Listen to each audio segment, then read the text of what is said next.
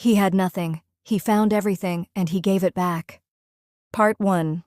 On a Tuesday night in November, a man named Arthur was sitting on a bench outside a convenience store. He was 58. He had been homeless for 2 years, after losing his job and then his apartment in the same month. He had $11 in his pocket and nowhere to be the next morning. A woman rushed past him, arms full, phone to her ear. Something fell from her bag. She didn't notice. She was already half a block away. Arthur picked it up. It was a wallet, brown leather, worn at the corners. He opened it carefully, the way you open something that doesn't belong to you. Inside, $800 in cash, 3 credit cards, a driver's license with a name and an address, and a photograph. A woman, 2 kids, a dog, a back garden, a trampoline. A whole life, in a small square of paper. Arthur sat with it for a long moment. $800 was more than he had seen in a single place in 2 years. It was a bed. It was food. It was a month of not having to wonder. He put the wallet in his jacket pocket, stood up, and walked 4 blocks in the rain to the address on the license. Part 2. He had nothing. He found everything, and he gave it back. The woman, her name was Diana, answered the door, still on her phone. She looked at Arthur.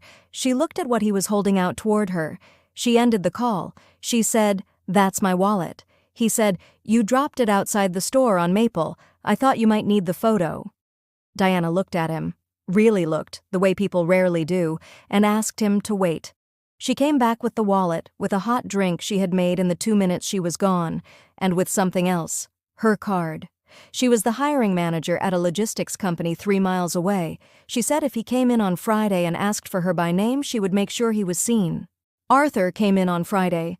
He was clean. He had used the shelter's facilities, borrowed an iron from a man 2 cots over, and arrived 7 minutes early. Diana hired him as a warehouse operative. Within 6 months, he had been promoted to shift supervisor. Within a year, he had his own apartment, a small one on the 3rd floor, with a window that faced east and caught the morning light.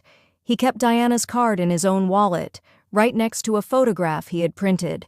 His daughter, who he had been too ashamed to contact for 2 years, and who came to see the apartment the weekend he moved in. Arthur had $11 and a choice. He chose the person in the photograph over the cash in the wallet, and that one choice, made in the rain on a Tuesday night by a man with nothing, rebuilt everything. Some people have nothing and still choose to be everything. If this story moved you, share it with someone who needs to remember that goodness is not something you have. It is something you do.